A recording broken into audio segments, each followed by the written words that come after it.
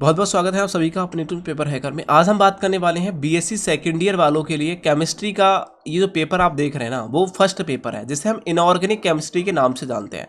किसी किसी यूनिवर्सिटी में ये सेकंड पेपर भी हो सकता है, तो घबराने की जरूरत नहीं है। पेपर हैकर आपके साथ में है, बस आपको ये देखना है कि भाई इनऑर्गेनिक केमिस्ट्री होनी चाहिए। ठीक है, अब इनऑर्गेनिक केमिस्ट्री के अंदर हमें क्या पढ़ना है, 2023 में आने वाले क्वेश्चन है ये मैं बात करूंगा। केवल 18 से 19 क्वेश्चन होंगे। इन क्वेश्चनों को याद करके आप 85% प्लस लाने वाले हैं। मतलब कह सकते हैं कि आप 2023 में टॉप करने वाले हैं। आपको फेल करने वाला कोई पैदा नहीं है। जो जो क्वेश्चन मैं आपको बता रहा हूं, इन क्वेश्चनों को आप तैयार कर लेते हैं। ये है मेन एग्जाम के लिए, मेन एग्जाम जो आपका होने वाला है, जो आपका मेन एग्जाम होने वाला है 2023 में, उसके लिए काफी महत्वपूर्ण क्वेश्चन है। तो बस यही पढ़िए, ज्यादा कुछ एक्स्ट्रा मत देखिए, अपने माइंड को ज्यादा फालतू में मत चलाइए। जो स्टूडेंट फेल हो गए वो भी, उनसे भी कहना चाहूँगा कि आप एक्स्ट्रा मत सोचिए। मैं जो क्वेश्चन दे रहा हूँ, इन क्वेश्चनों को याद करिए और चुपचाप पेपर देने चले जाइए। पेपर में कोई क्वेश्चन आपसे वंचित रह जाता है, आपको याद नहीं है, तो चुपचाप उसको बना बना के कर दीजिए। माइंड पर ज़्यादा जोर देने की ज़रूरत नहीं है। एग्जामर बस ये देखता है कि आपकी कॉपी भरी हुई है, बंदे ने अच्छी राइटिंग में किया है, और लगभग में आपने जो टॉपिक जो भी कह सकते हैं एक लाइन लिखी है और जो उसको हेडिंग डाली है वो बेहतर डाली है। ये चीज़ मेन चीज़ होती है। तो वो चीज़ आपको देखनी है। जो चीज़ आपको याद नहीं है उसकी हेडिंग थोड़ा सा बना के कर दीजिए क्वेश्चन के आधार पर के। बाकी उसके अंदर आप क्या लिख रहे हैं, किस टाइप की लैंग्वेज लिख रहे हैं, ठीक है, वो मायने नहीं रखती है। बस आपको कॉपी भरी होनी चाहिए।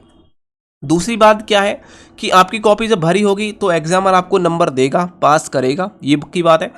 जो क्वेश्चन याद नहीं है उसकी बात कर रहा हूँ, बना बना के करना है। जो आपको याद है उसको बेहतर करके सबसे बेहतर बनाना है, और जहां तक हो सके उसकी डायग्राम को बनाने की कोशिश किया करो, उसकी इमेज को बनाने की कोशिश किया करो, फिगर को। ठीक है, कि भाई मान लो ये कोई फिगर है तो उस फिगर को बनाने की कोशिश करो। ऐसा नहीं उस फिगर को छोड़ देंगे। चाहे आप फिजिक्स के स्टूडेंट हो, केमिस्ट्री के स्टूडेंट हो, बहुत सारी गैसें होती हैं, हम गैसे की इमेज हमारे गैस पेपर में नहीं दी है, तो वट आप यूट्यूब पर सर्च करो या फिर गूगल पर सर्च करो, उसकी इमेज एक बार बनाना सीख गए ना, तो समझ लो इमेज के आपके जो आपने लिखा है उसको नहीं देखेगा एग्जाम कॉपी चेक करते हुए। आपको बस ये देखेगा कि बंदे ने ना भाई इमेज भी बनाई है, बहुत बढ़िया। इमेज जब बनाता है, इमेज में लगभग में हम सब पॉइंट डिस्कस कर लेते हैं कि भाई ये पॉइंट ये है, इसको ये बोला जाता है, ये जो है।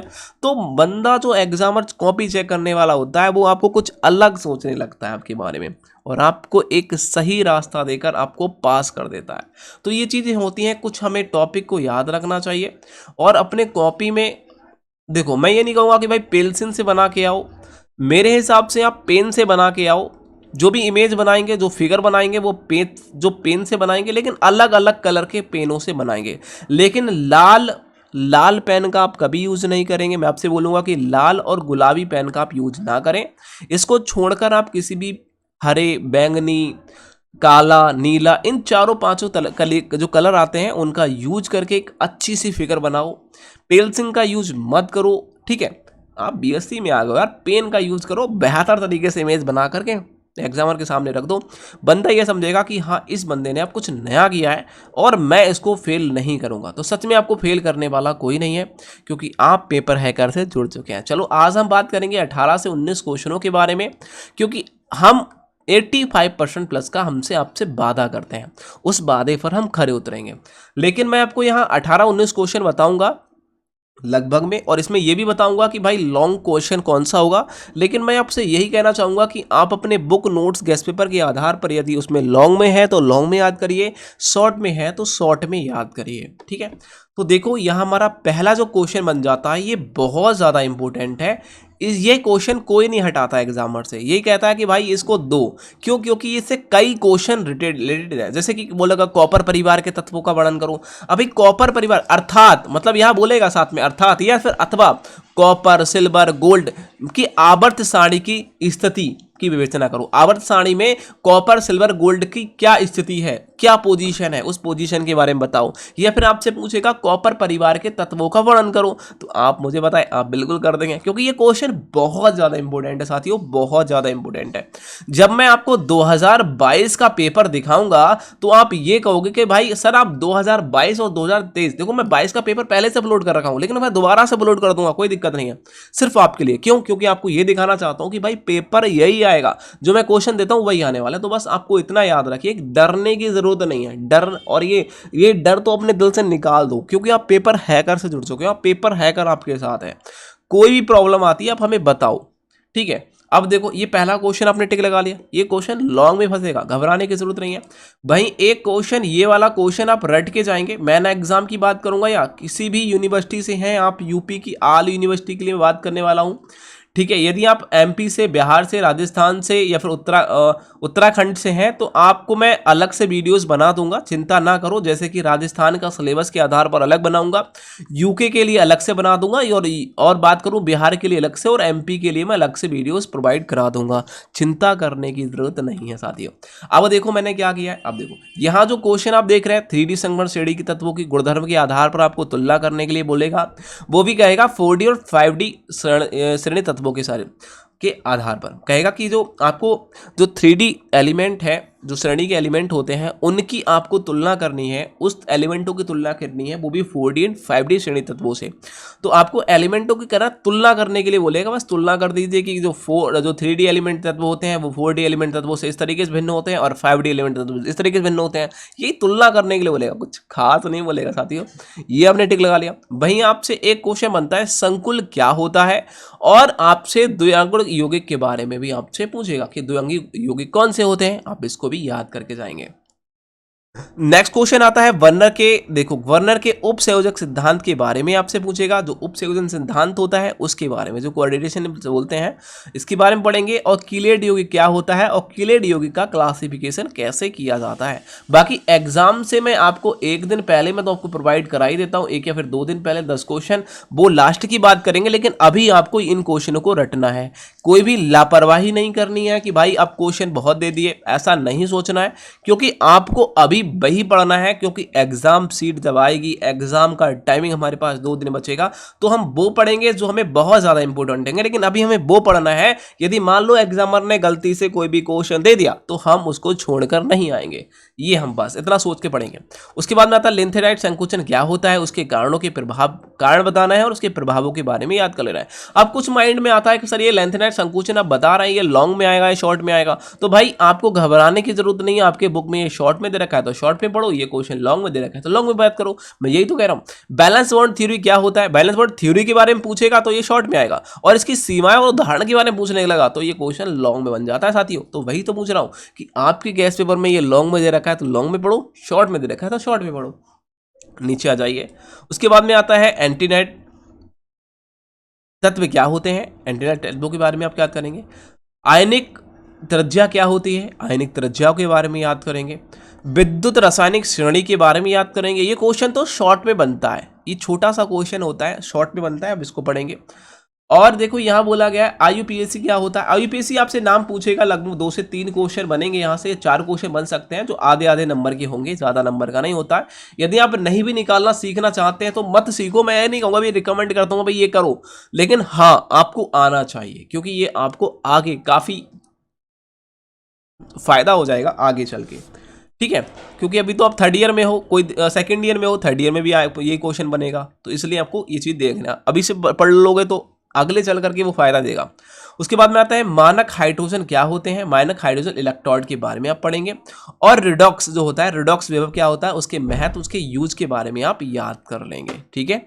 नीचे हम जाते हैं, अम्ल क्षार के लुईस सिद्धांत के बारे में पढ़ेंगे और उसके, ठीक है, और उसके वर्गीकरण और उसकी सफलता, उसकी सीमाओं के बारे में भी याद करेंगे। जो एसिड एंड बेसिस लॉ होता है कॉन्सेप्ट, उसके बारे में हम लोग पढ़ के जाएंगे। थोड़े से नीचे जाते हैं। उसके बाद में आता है, ये वाला क्वेश्चन को भी आप टिक लगाइएगा, ये शॉर्ट में बनेगा, जिसे कहते हैं अम्ल क्षार अभिक्रिया के बारे में, और यह कहता है अवक्षेपण अभिक्रिया के बारे में, ये भी शॉर्ट में बनेगा।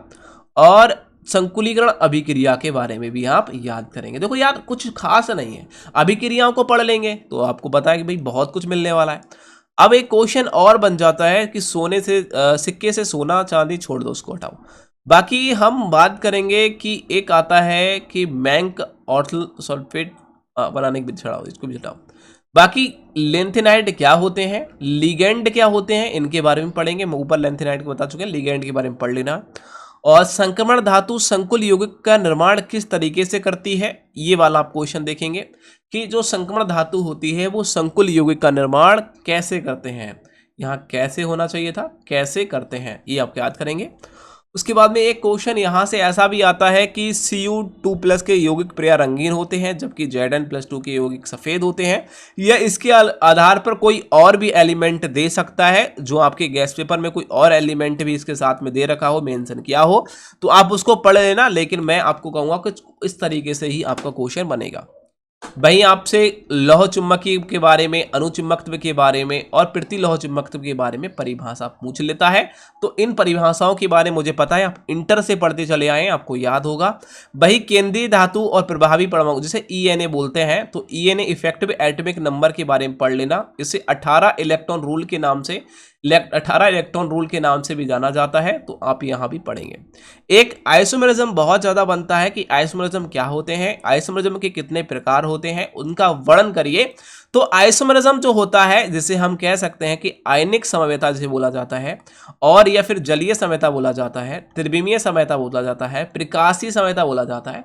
इसमें से 4 प्रकार के हमें आइसोमेरिज्म देखने को मिलते हैं, लेकिन इसमें जो महत्वपूर्ण होगा वो आयनिक होगा, त्रिविमीय होगा और साथ ही साथ प्रकाशीय होगा। मैं जलीय को ज़्यादा इंपॉर्टेंट नहीं कहूँगा, लेकिन आप ये 3 को याद ज़रूर कर लेना।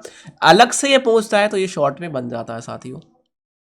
नीचे हमसे बनता है ये क्वेश्चन, इतना इंपॉर्टेंट है कि आप खुद कह सकते हैं कि सर बिल्कुल ये क्वेश्चन आपका पेपर में आएगा, जिसे कहते हैं लक्स फंड की संकल्पना। बहुत ज़्यादा इंपॉर्टेंट है, कॉन्सेप्ट वेरी इंपॉर्टेंट। बाकी अम्ल क्षार का आरोही नियम की अवधारणा, उनकी सफलता, उनकी सीमाओं के बारे में याद करके जाएंगे। ठीक है, ब्रॉन-टेंस लॉरी की छोड़ दीजिए सिद्धांत के बारे में। बाकी एक लास्ट में बस एक क्वेश्चन और कहूँगा कि आप इस क्वेश्चन को एक बार देख लें, बाकी कुछ मत पढ़ो। ये वाला जो क्वेश्चन है उसे बोलते हैं डी ब्लॉक एलिमेंट क्या होता है। इसे हम संकरण तत्वों की परिभाषा, मतलब संकरण तत्व क्या होते हैं, संकरण तत्व को ही डी ब्लॉक एलिमेंट बोला जाता है। उसकी परिभाषा, उनके गुण की जब बात करेंगे तो इलेक्ट्रॉनिक विन्यास को हमें देखना होगा, डी ब्लॉक एलिमेंटों के बारे में चुंबकीय गुण को देखना होगा, और साथ ही साथ हमें देखेंगे संक्रिय यौगिक बनाने की विधि के बारे में। ये था 2023 में आने वाले क्वेश्चन। आप इन क्वेश्चनों को याद करके 85% प्लस लाएंगे। मैं आपसे वादा करता हूं कि आपको फेल नहीं होने दूंगा, चाहे कुछ भी हो जाए। पेपर हैकर आपके साथ है, भरोसा करिए कि मैं आपके साथ कुछ बुरा नहीं होने दूंगा। बस आपको मेरा साथ देना है और मैं आपका साथ दूंगा, ठीक है। और दोस्तों को सभी को बता दो कि पेपर हैकर के अलावा हमें और हमारे दोस्तों को किसी और पर भरोसा नहीं है। हमें भरोसा करना है तो किस पे करना है, पेपर हैकर यूट्यूब चैनल पर करना है, ठीक है। जैसे यार मैं आपसे माफ़ी चाहता हूँ, काफ़ी लेट वीडियो आ रही है, लेकिन बट मैं आपको वीडियो ज़रूर दूंगा, सारी वीडियोस अपलोड करूंगा, ठीक है। लेकिन अभी बस आपको यही पढ़ना है, ये पढ़ लिया ना तो आप समझ लीजिए कि आपको चिंता करने की ज़रूरत नहीं है, आपको घबराने की ज़रूरत नहीं है। यहाँ से आपका 100% सिलेक्शन होने वाला है, 100% पास होने वाले हो और 3rd ईयर में आप आने वाले हो, ठीक है। तो बाकी हम नेक्स्ट वीडियो मिलेंगे, तब तक के लिए बाय बाय दोस्तों।